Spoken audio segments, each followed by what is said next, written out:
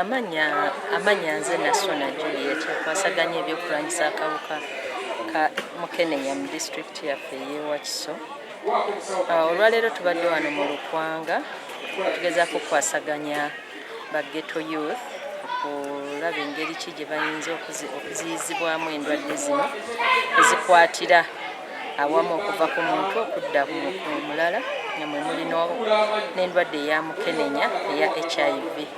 Naye nga bwe tuwulidde nga abavubuka boogera ba ghetto bakyalinamu endowooza ewakanya oba oliawo ebyobulamu, kubanga omuvubuka agenze n'agamba nti nze bankebera naye bwe bankebera tebansangamu kawuka ate nze nga nsuubira nkayina.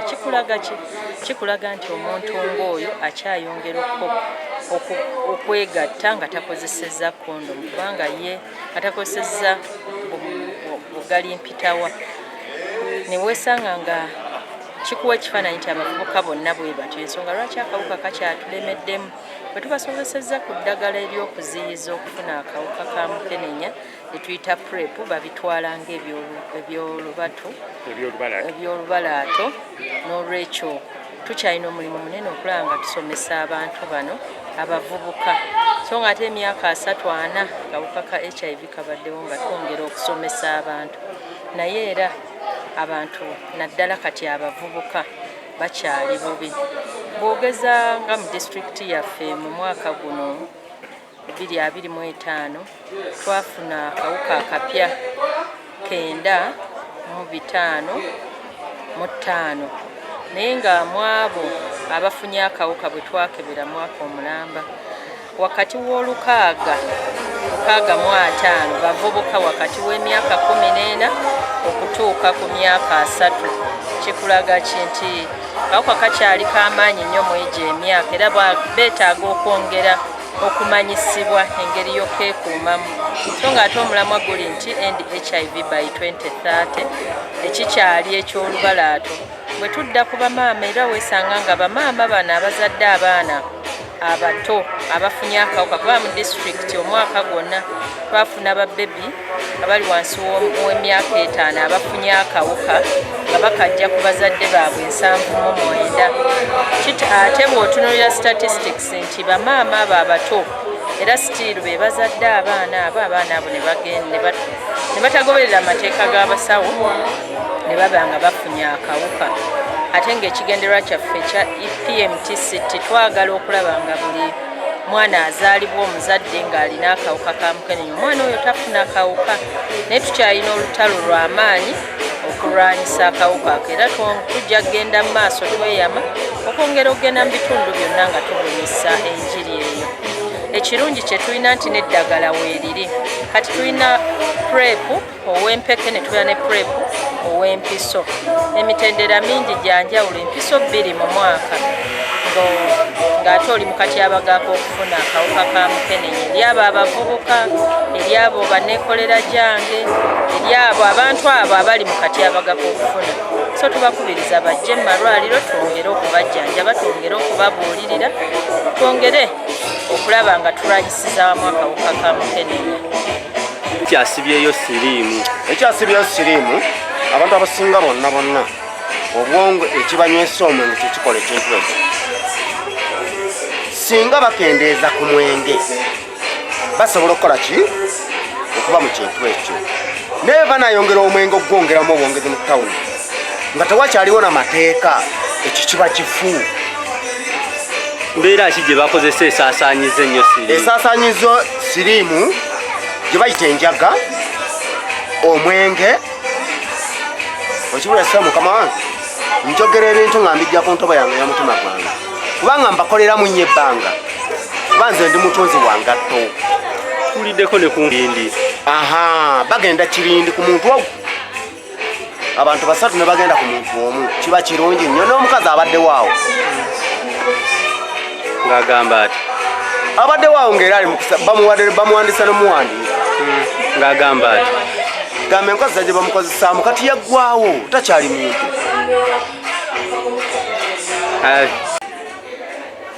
Akati amanya gange nze ndi Banju Ssabbiiti Mutebi wa Kalifaani, era nga nze Kalifaani.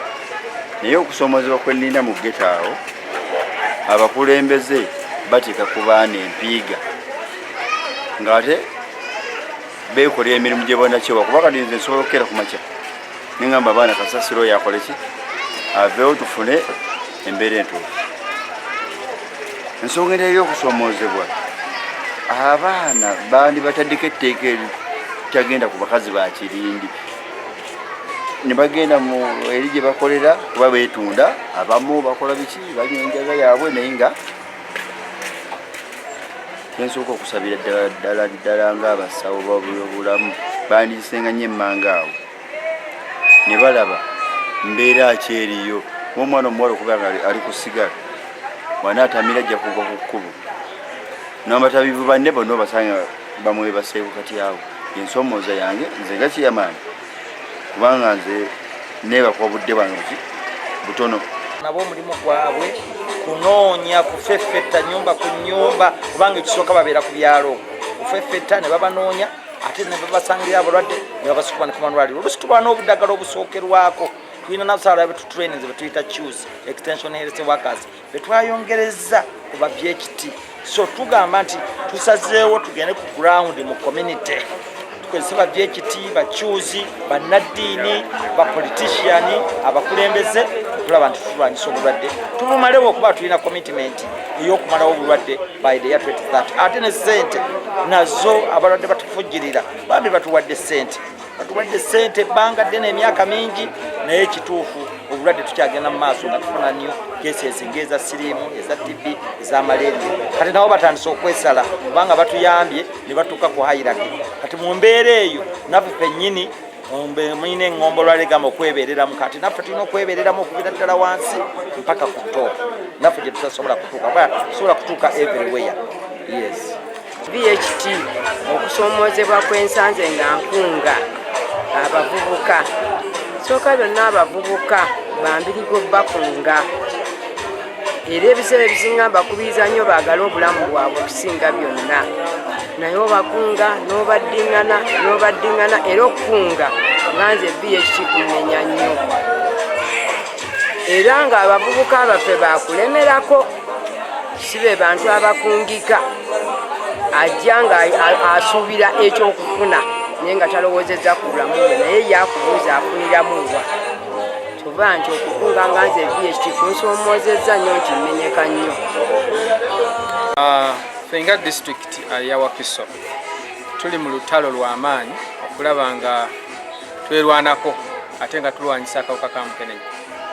Tunajjukira nti twaweebwa ebibalo mu ggwanga lyaffe mu Uganda ne mu district yaffe buli mwaka era mu kiseera tugezaako okulaba wawe tuyimiridde ku mbeera eno naye tunajjukira nti newankubadde twongera okumanya abantu baffe abakosebwa mabegakaawo nakitegeera mukadde wange munnamawulire nti mu Uganda buli muntu ali ku ddagala ly'akawuka mu mwaka gavumenti emuteekako emitwalo 84 emitwalo 84 gino oyinza obutagirowoozaako kubanga abantu eddagala lyaffe bamanyi lyabwereere naye newankubadde nga lyabwereere era ligulwa kugulwa so yensonga lwaki tulaba nga ekisooka ekibuuzo kye nnina era kyentera okubuuza abantu baffe ennaku zino nti emitwalo 84 gavumenti gyetuteekako naye tunajjukira zaabawe baabuyambi singa enkya banaakeera ne bayimirira ne bagala tetukyaddamu kuwa bannayuganda ddagala ki ekigenda okubeera mu Uganda sebo nakwata ekibala ekyo nengenda nga nkimenyamenya nendaba nga munnawakiso munnalukwanga okusobola okuyimirizayo ebyobulamu bwe singa aba akwatiddwa akawuka ka mukenenya ate nga akawuka kano omugabirizi waffe w'obuyambi avuddewo twakibalirira nga buli muntu aba yeetaaga sinsi 24,000 minimum 24,000 sente nnyingi ng'otunulira ebyenfuna byaffe yensonga lwaki olaba nti tuvuddeyo okutuuka ne mu bitundu ebirimu abantu abasinga okulabikanga ebintu by'obulamu bo tebabisaako mwoyo be bavubuka baffe betuyise abageto youth. Bageto youth balina embeera zaabwe balina obulamu bwe batambuliramu balina embeera zaabwe bazikwata be bantu baffe abanywa ku mwenge be bantu baffe abanywa ku njaga bantu baffe abali b'amayirungi bantu baffe abawangala naye newankubadde nga ebyo byonna weebiri ate ebikolwa ebibateeka mu katyabaga k'okukwatibwa akawuka naye basigala babyetabamu era basigala babyenyigiramu abakyala n'abaana yensonga lwaki tusazeewo olwaleero tujje mu kitundu kyaffe kino ekyerukwanga tusisinkane ku bavubuka bano. Abavubuka bano tusobole nabo okulaba basobola batya okusoosowaza ebyobulamu nga bo, kubanga ebyobulamu eggwanga lisobola okubaako engeri libisoosowazaamu, naye eggwanga ne bwe libisoosowaza bitya ng'omuntu ssekinnoomu tafuddeeyo, tuba tukyali mu katyabaga kanene. Kubanga omuntu ssekinnoomu yamaliriza n'akola ekyalo. Abantu ekyalo kye kimaliza ne kikola omuluka, omuluka ne gukola eggombola, eggombola ne zikola district ne zikola ne bakola amasazawo ne bakola district, ne tumaliriza nga tufunye eggwanga lyonna. Kati ekifaananyi okukyusa ebyobulamu tuteekwa bitandika nga tusisinkana omuntu ssekinnoomu. Omuntu ssekinnoomu yaani? Omuntu ssekinnoomu yo gwe tusanze mu lukwanga gwe tuyise owa ghetto youth. Bwe bokka abaliwo ghetto youth nga nnyingi nga bangi, musobola okubatuukamu bonna, tusobola obutabatuukako bonna, naye nga district tugamba anaatambula olugendo lwa kilometers 10 oba 1000 atandika n'ekigere kimu. Olaba tuba tusobodde okujja mu lukwanga, ate kati tusabayo omukisa omulala. Era tusaba ekitongole ky'ebyobulamu kyongere otuwagira mu nteekateeka ezifaana bwe ziti, twongere okutuuka ku ba ghetto youth bangi mu bitundu byaffe eby'enjawulo, kituyamba okukakasa nti nabo baweerezeddwa ebyobulamu. Kubanga bwe tutaabaweereza ffe ate mu ngeri endala bagenda kumaliriza nga kye basaabadde kabe kasingi ate naffe kyekimu kye tusaabadde. So tekigasa kusigala mu malwaliro, tekigasa kusigala ku district mu offices, tekigasa kusigala mu bukulembeze nga abakulembeze abalala bonna, naye nga abantu baffe ba individuals, omuntu ono ssekinnoomu nga tetusinkanye kusobola kumanya bulamu bwe nga bwe buli. Kintu kyonna ekigendeza amagezi g'omuntu, kubanga ekifuga omuntu ge magezi ge, era ekyawula omuntu yentegeera gy'ayina okwawukana ku bantu abalala. Kati bwe mukwatagana ne mulyoka mukola ebibagatta awamu olw'amagezi ge mukola ki ge mulina.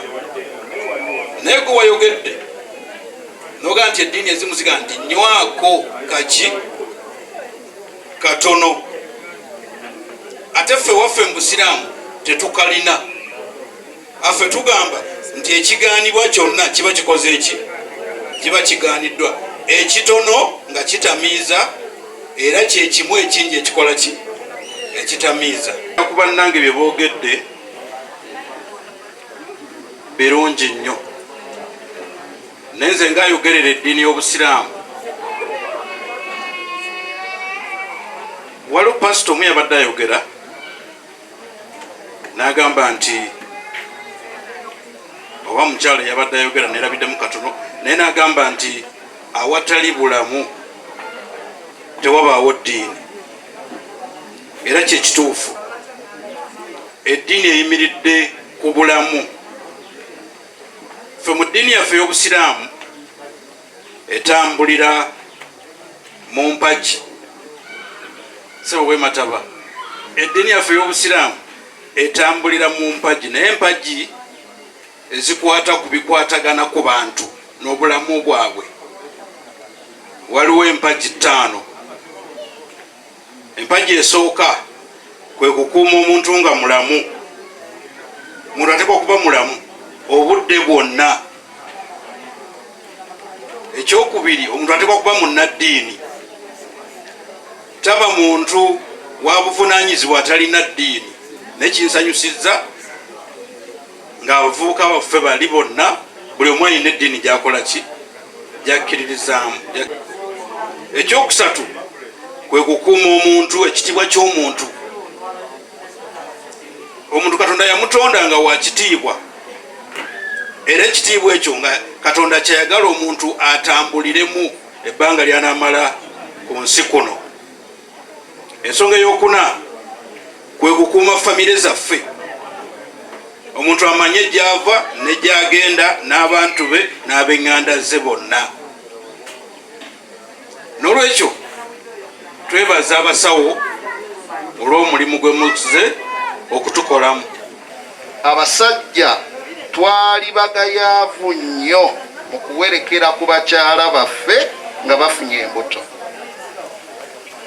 Nedda kyakyukamu, naye kye kyakikyusa. Minisitule y'ebyobulamu yategeeza nti omukyala yenna awerekeddwako omwami we abeera n'enkizo era tasimba layini. Ekyo kyaleeta enkyukakyuka mu baami okuwerekerako bakyala baabwe. Kati tubasaba nga bwe muzze mu ghetto, abaana baffe bano aba ghetto bwe babanga bazze mu malwaliro mubasoosowaze.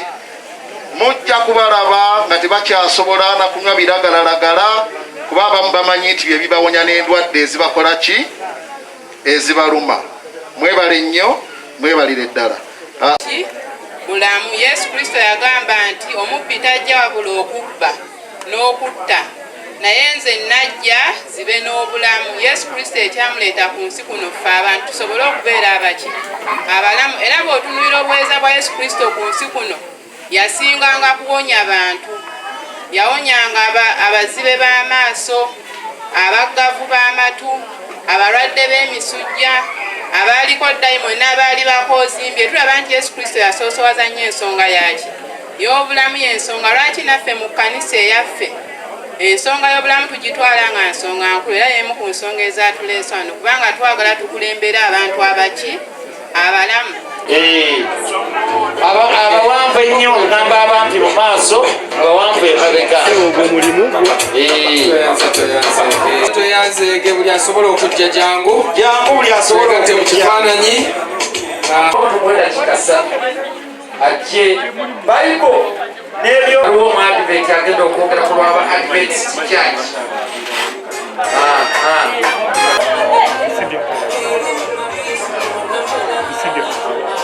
Aze nagira nabitaye.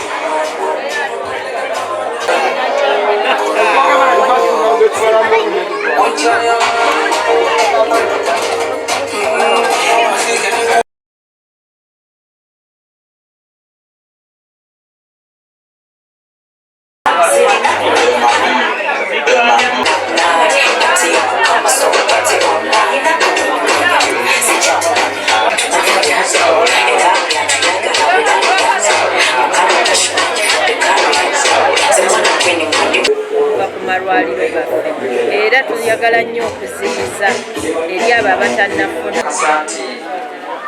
Amafuta gaabwe agabaleese gajja kudda kusinza sewo sibulaba abantu bo nze ne Nabugerere wakiso okukola sente sibula abantu bo.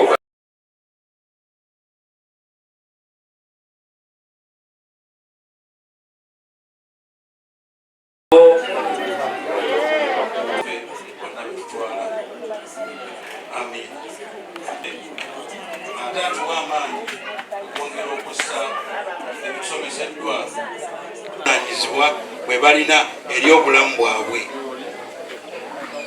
mu nsonga y'okukuuma ekitiibwa ky'omuntu. Mukama wange kuggalawo minisitule y'ebyobulamu. Oyo abaggalawo ono kale ono kamuyite seeka gyangu ono seeka omu babiri owokusatu ajja ggalewo olukuŋŋaana luno. Assalamu alaikum. Abantu bano tutwalenga obudde tubatuukeko. Batuyigiriza nti bye tuyize tugenda kubizzaayo, tubiyigiriza abakristaayo be tukulembera tusobole okukulembera abantu abaki